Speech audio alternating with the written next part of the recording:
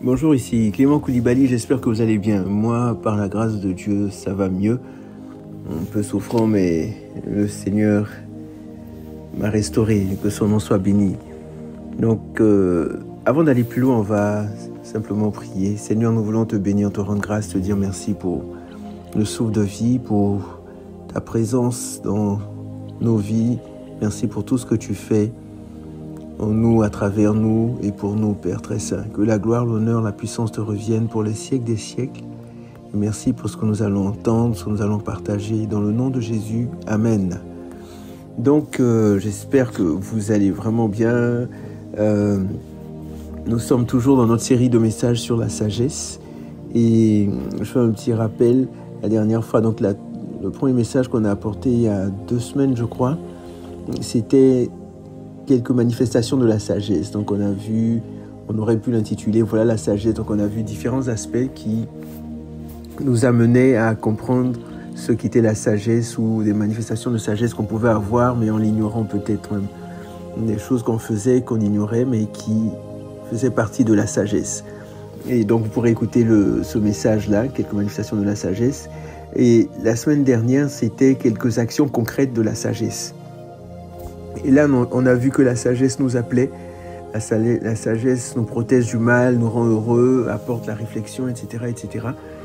Et aujourd'hui, nous allons voir comment acquérir la sagesse. Comment acquérir la sagesse? Comment devenir sage? Comment devenir de plus en plus sage? Comment être sage? On a vraiment besoin de la sagesse.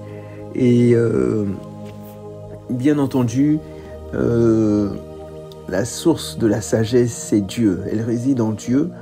Mais vous savez, il y a 2 types de sagesse. Et on va prendre un passage qui en parle, c'est ça, de 2 types de sagesse. Et après, on va revenir sur le thème en particulier, mais on va d'abord préciser un certain nombre de choses par rapport à ces 2 types de sagesse-là. Donc, dans Jacques chapitre 3, à partir du verset 13, Jacques 3, verset 13, on en a parlé dans notre série de messages sur l'épître de Jacques. Mais allons voir ce qui est dit ici.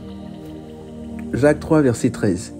« Lequel d'entre vous est sage et intelligent, qu'il montre par sa bonne conduite ses œuvres empreintes de douceur et de sagesse. » Verset 14. « Mais si vous avez dans votre cœur une jalousie amère et de la rivalité, ne vous glorifiez pas et ne mentez pas contre la vérité.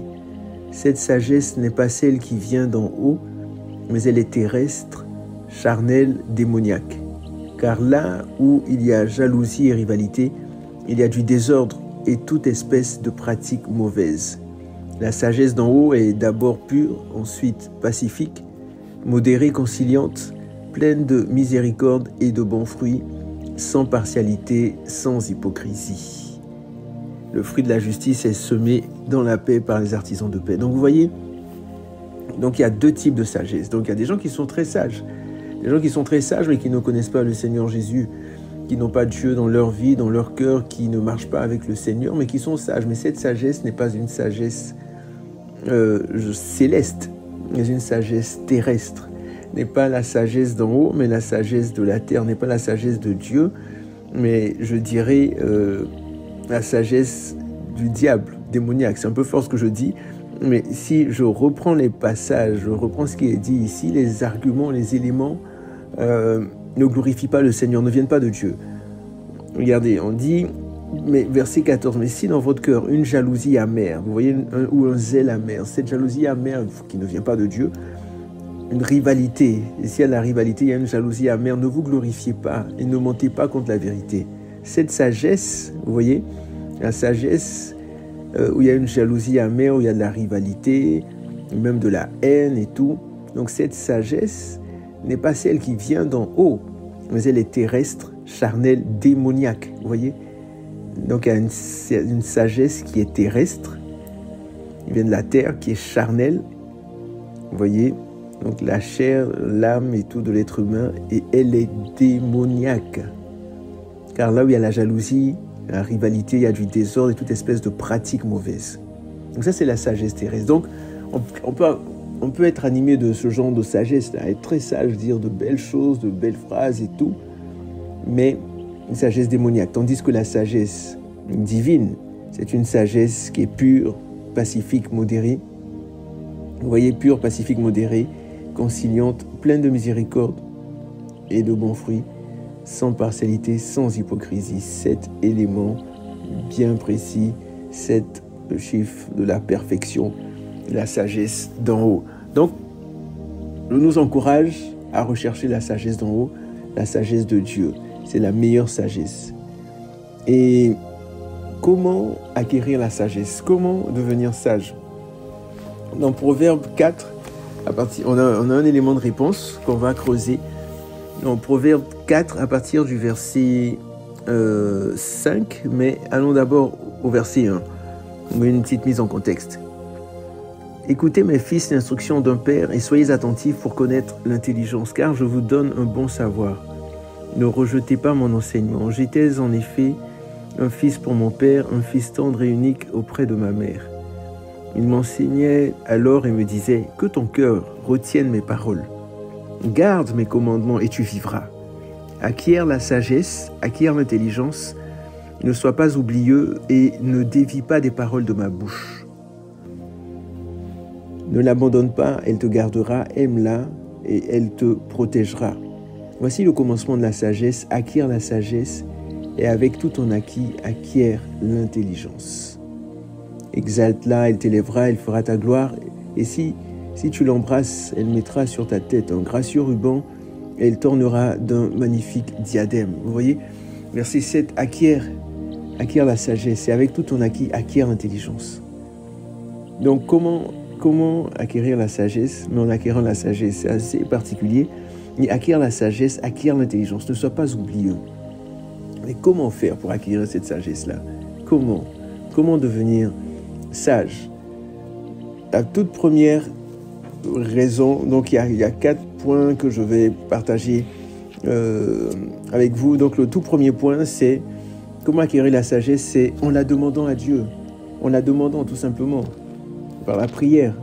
En la demandant à Dieu dans Jacques chapitre 1 verset 5.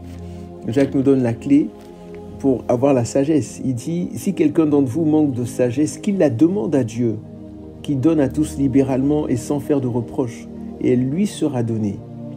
Mais qu'il la demande avec foi sans douter. Donc, il doit demander sans douter, car celui-là, il explique comment demander, vous voyez, car celui qui doute est semblable au flot de la mer que le vent agite et souffle. Qu'un tel homme ne pense pas qu'il recevra quelque chose du Seigneur. C'est un homme irrésolu, inconstant dans toutes ses voies. Donc, c'est important de demander avec confiance, avec assurance, avec foi, donc sans douter, qu'il la demande avec foi. Que le Seigneur nous aide à être des hommes et des femmes de foi, des personnes vraiment qui sont constantes, des personnes fermes, des personnes résolues dans le nom de Jésus. Donc, il dit, si quelqu'un d'entre vous manque de sagesse, qu'il la demande à Dieu, qui donne à tous libéralement et sans faire de reproches. D'autres versions disent qu'il donne à tous généreusement ou simplement. Et le mot grec, c'est aplos, qui signifie ouvertement, franchement, sincèrement. Donc, c'est comme ça que Dieu donne, justement.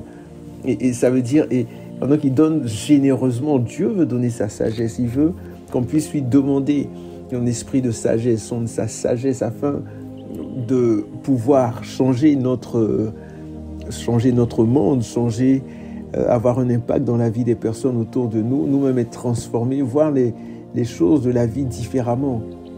Donc, ici, cette sagesse-là, Dieu se fait un plaisir de nous la donner si nous la lui demandons.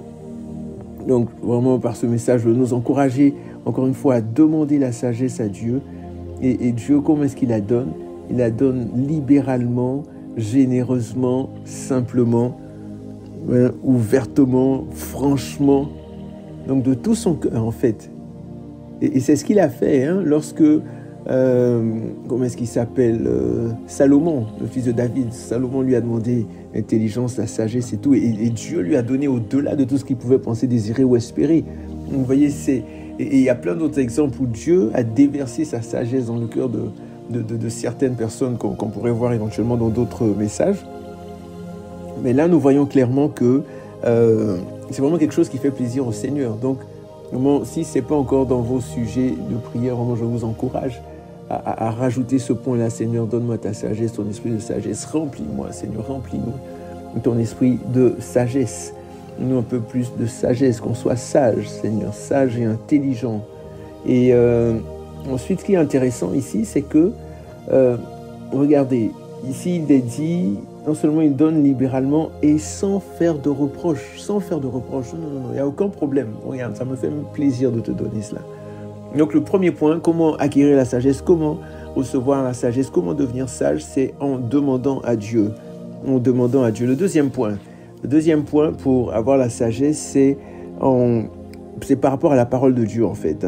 Donc en gardant, en méditant, en mémorisant, en pratiquant, en étudiant la parole de Dieu. Et on va voir différents points, différents passages à ce propos-là. Donc David pouvait dire dans le psaume 19, il dit « Le témoignage de l'Éternel est véritable, il rend sage l'ignorant. » Vous voyez, il rend sage l'ignorant. Et je pense qu'il est important que nous nous considérions tous comme des ignorants. Le Seigneur Jésus pouvait dire en Matthieu 5, verset 8, je pense que c'est bien Matthieu 5, verset 8, « Heureux ceux qui sont pauvres de cœur, car le royaume des cieux est à eux. » Donc, être conscient, être convaincu, être sûr de notre ignorance et qui va nous amener à justement dépendre de Dieu. Ne pas croire que peut-être parce qu'on a eu toutes sortes d'expériences avec le Seigneur ou quoi que ce soit qu'on est arrivé. Non, jamais. Il faut vraiment se considérer comme ignorant. Et en se considérant ainsi, je pense qu'il n'y a rien de négatif, mais le Seigneur va déverser son amour, sa gloire, sa présence encore plus. Pardon, pas Matthieu 5, verset 8, mais Matthieu 5, verset 3. « Heureux les pauvres en esprit, car le royaume des cieux est à eux. » Donc, les pauvres en esprit. Donc, de saisir, de se dire « Oui, Seigneur, vraiment, je suis pauvre. Seigneur, j'ai besoin de toi. Seigneur, je suis ignorant, je ne sais pas, je ne connais rien, je ne sais rien. J'ai vraiment besoin de toi. » Et donc, il y a ce merveilleux passage aussi dans 1 Corinthiens 8, à partir du verset 2, 1 Corinthiens 8, où il est dit « Si quelqu'un croit connaître quelque chose, c'est qu'il n'a pas encore connu comme il faut connaître. » Et je vais le lire en particulier. Là, il est dit « Si quelqu'un pense connaître quelque chose, il n'a pas encore connu comme il faut connaître. » Vous voyez, si quelqu'un pense connaître quelque chose, il n'a pas encore connu comme il faut connaître. Donc c'est important d'être conscient de son ignorance. Seigneur, j'ai besoin.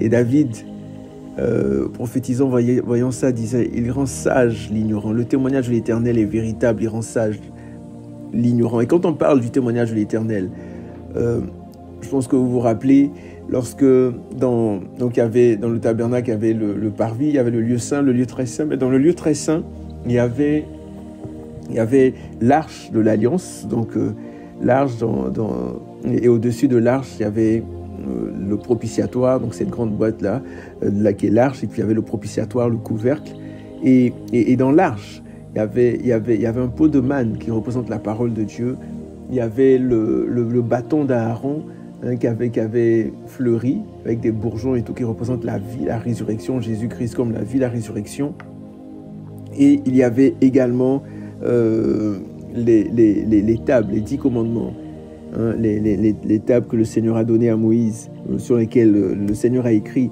les 10 commandements. Et ces tables-là, justement, sont appelées le témoignage de l'Éternel. Et parfois, dans l'Exode ou dans Nombre, on dit ces différents passages, lorsqu'on parle du témoignage, on parle de la parole de Dieu, de ces tables-là. Donc, quand David dit le témoignage de l'Éternel est véritable et rend sage l'ignorant, donc il parle de la parole de Dieu, il parle vraiment de cette parole-là qui donne la vie, de cette parole qui restaure, de cette parole qui guérit, de cette parole qui transforme. Et au-delà même de ça, il parle de Jésus-Christ qui est la parole même. Alléluia. Donc, le deuxième point, c'est vraiment en méditant, en gardant, en mémorisant, en étudiant la parole de Dieu.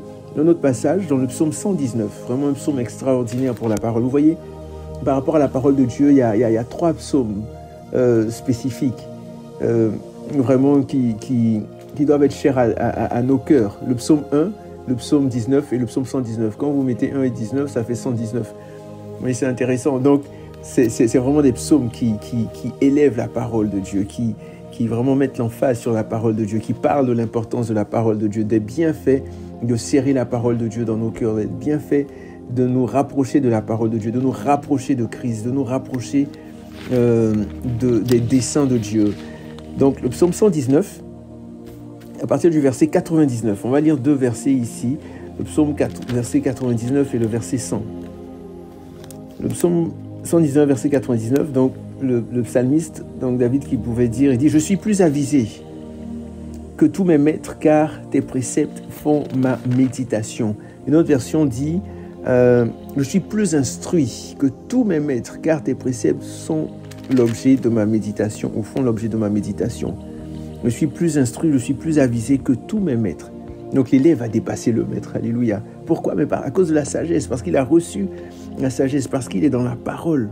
Il dit pourquoi? Parce que tes préceptes font l'objet de ma méditation. Donc en méditant, en réfléchissant, en prenant du temps dans la parole, donc il reçoit la sagesse, il reçoit l'instruction de Dieu, au point même de dépasser ses maîtres.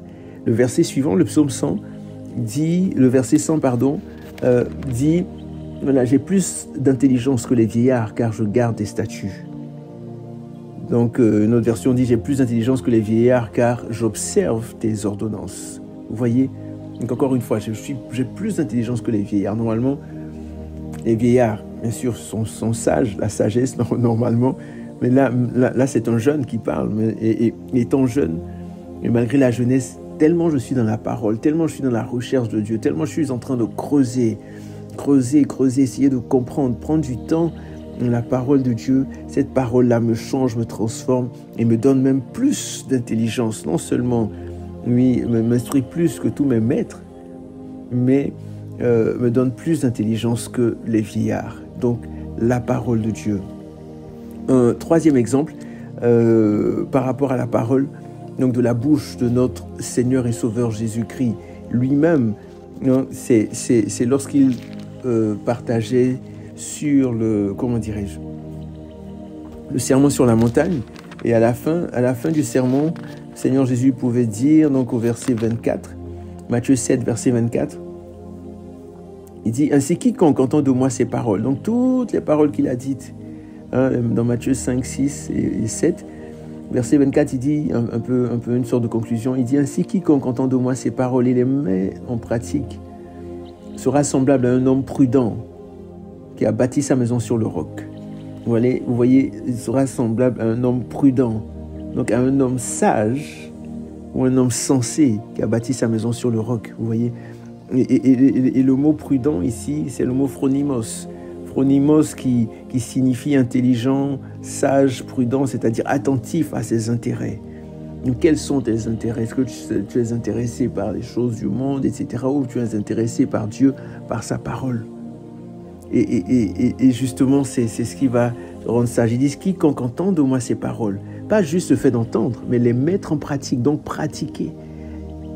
Donc sera semblable à un homme prudent qui a bâti sa maison sur le roc, pas sur le sable.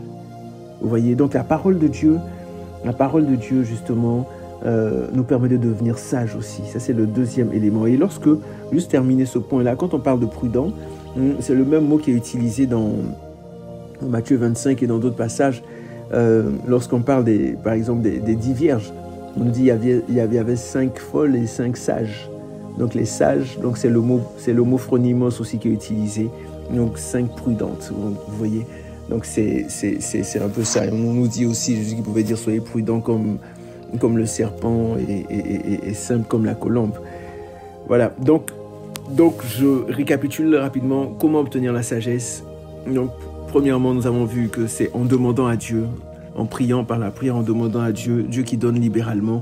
Et deuxièmement, en ayant ce rapport, cette relation, cette intimité, je dirais, avec la parole de Dieu. Voilà, la parole de Dieu, mais avec Christ. Voilà, au-delà de la parole, l'écriture, mais la parole qui est vie. Donc cette parole qui prend vie en nous, lorsqu'on prend du temps à méditer, à l'étudier, à la méditer, à l'étudier, à la mémoriser, à la garder dans notre cœur. C'est ainsi qu'on devient sage. Un troisième élément, l'avant-dernier élément, c'est en ayant la crainte de Dieu.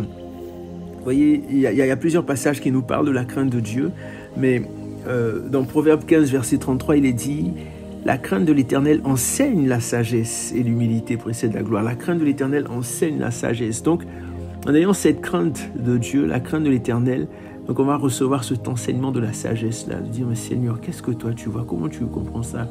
Est-ce que tu peux me dire Seigneur, je ne veux pas m'éloigner de toi, je ne veux pas me détourner de toi, guide-moi, dirige-moi, conduis-moi. La crainte de l'Éternel. Donc c'est pas une peur en tant que telle, waouh, j'ai peur, non, mais ce profond respect là, et qui parfois aussi peut amener une certaine peur, une certaine crainte en tant que telle, mais un profond respect pour Dieu. Un profond respect pour Dieu. On ne le comprend pas, on ne le considère pas comme notre petit camarade. Non, absolument pas.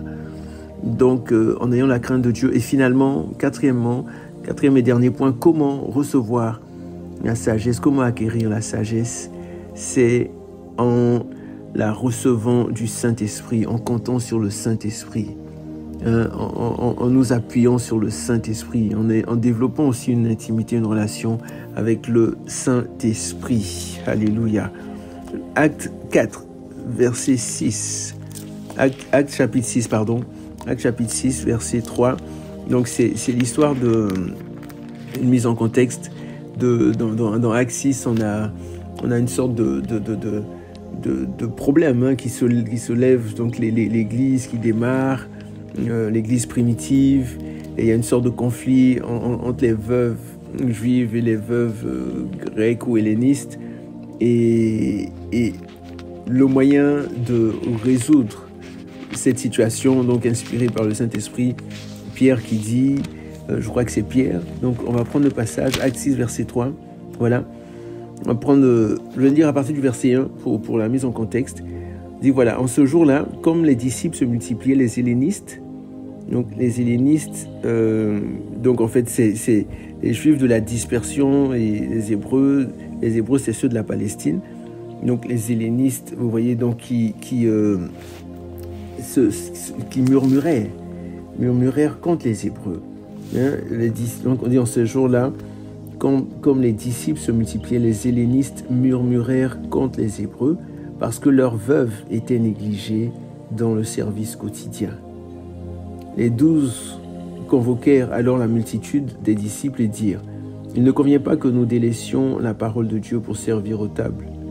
C'est pourquoi, frères, choisissez parmi vous 7 hommes de qui l'on rende un bon témoignage, remplis de l'esprit et de sagesse, et nous les chargerons de cet emploi. Pour nous persévérerons dans la prière et dans le service de la parole. » Verset 5, ce discours plut à toute la multitude. Ils élurent Étienne, homme plein de foi et d'Esprit Saint, Philippe, Procor, Nicanor, Timon, Parménas et Nicolas, prosélyte d'Antioche. Vous voyez, donc, en fait, il y avait un conflit. Il y avait ce gros conflit qui pouvait même qui commençait à semer la division, qui pouvait faire détruire complètement même l'église primitive, vous voyez. Et en fait, qu'est-ce qui s'est passé? Ils ont eu cette, cette inspiration de placer des hommes qui étaient remplis donc 7 hommes qui ont un bon témoignage, qui soient pleins d'Esprit Saint, et de sagesse. Donc l'Esprit Saint qui vient, qui accorde la sagesse. Et c'est ce qui est intéressant, c'est que lorsque on voit un peu plus loin, au verset 10, on nous parle d'Étienne, parce que quand on les a cités au verset 5, il y avait un certain Étienne. Au verset 10, on nous parle d'Étienne. Mais lisons d'abord un peu plus haut, verset 8. Étienne, plein de grâce et de puissance, opérait de grands prodiges et des signes parmi le peuple. Quelques hommes parmi ceux de la synagogue dite des Affranchis, parmi les Cyrénéens et les Alexandrins, et parmi ceux de Cilicie et d'Asie, se mirent à discuter avec Étienne. Verset 10. Mais il n'était pas capable de résister à la sagesse et à l'esprit par lequel il parlait. Vous voyez donc qu'il y a le lien ici avec l'Esprit Saint. Donc il n'était pas capable de résister à la sagesse et à l'esprit par lequel il parlait. À l'esprit par lequel il parlait. Il ne pouvait pas résister. Donc on voit ici l'œuvre du Saint-Esprit. Étienne qui a reçu la sagesse grâce au Saint-Esprit, par le Saint-Esprit. Poussons un peu plus. Éphésiens 1. L'apôtre Paul, que dit-il? L'apôtre Paul prie. L'apôtre Paul dit ici, en Éphésiens 1, ouais, c'est bien ça, en Éphésiens 1, à partir du verset 16.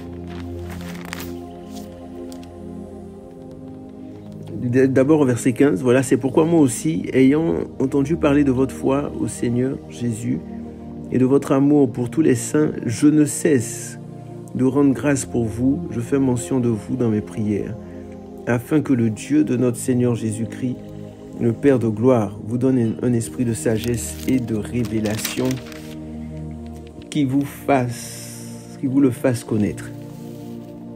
Voyez que Dieu de notre Seigneur Jésus-Christ, le Père de gloire, vous donne un esprit de sagesse et de révélation qui vous le fasse connaître. Donc c'est Dieu qui donne, le Saint-Esprit.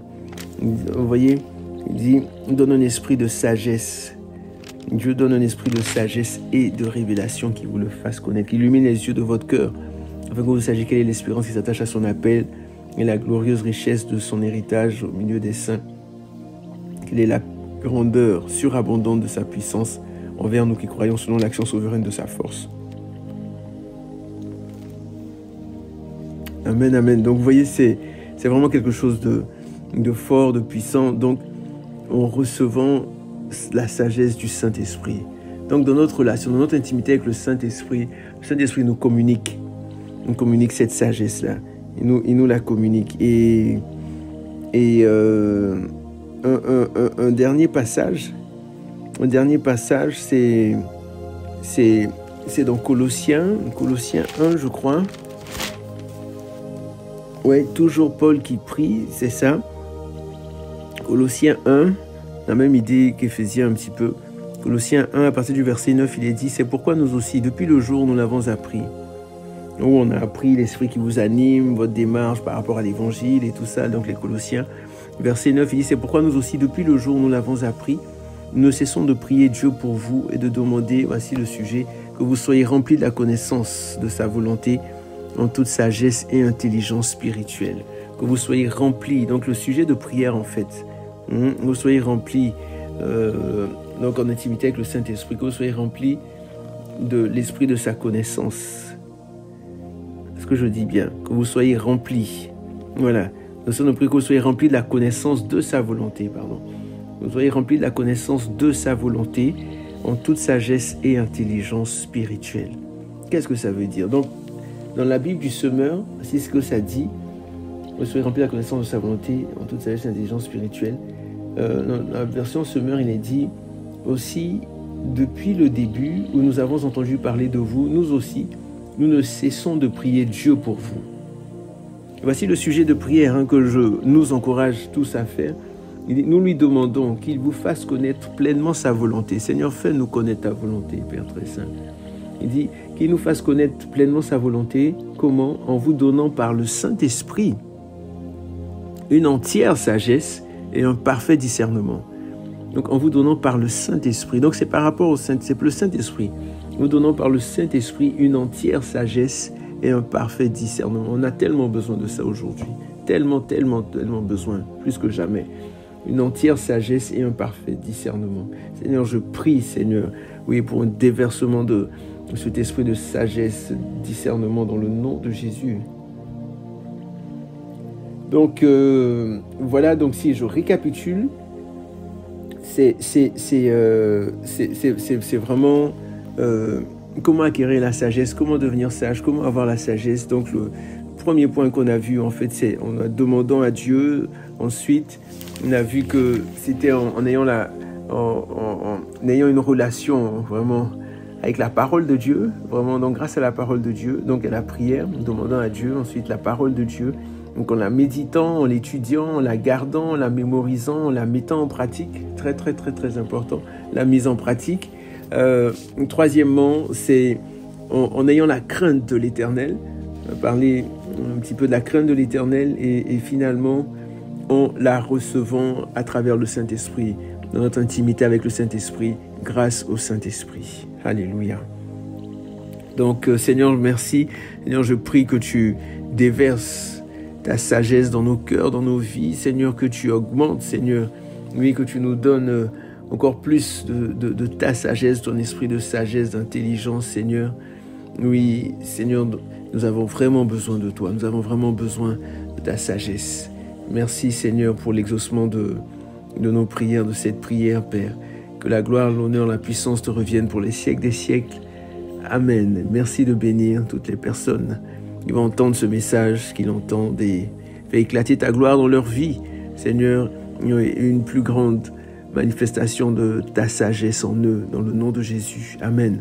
Donc vraiment, portez-vous bien, prenez soin de vous, que Dieu vous garde. Et si vous n'avez pas encore reçu le Seigneur Jésus comme votre Seigneur et Sauveur personnel, vraiment, je vous encourage du fond du cœur, je vous encourage à vous tourner vers lui, à vous repentir de vos péchés, à l'inviter dans votre vie, à lui dire: Seigneur, je reconnais que je suis pécheur, je te demande pardon pour mes péchés, je demande pardon, Seigneur, lave-moi, purifie-moi, délivre-moi, Seigneur, et je t'abandonne ma vie, je te fais confiance.